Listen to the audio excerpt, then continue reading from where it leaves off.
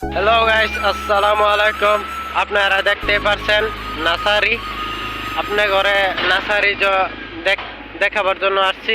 আপনারা দেখবেন ফুল বাগিচা সব আছে, আরো তাম্বুল গাছ আছে, আবার এই ফুল লিচি গাছ আছে, ডাব গাছ আছে, সব আছে। আপনারা দেখতে পারবেন।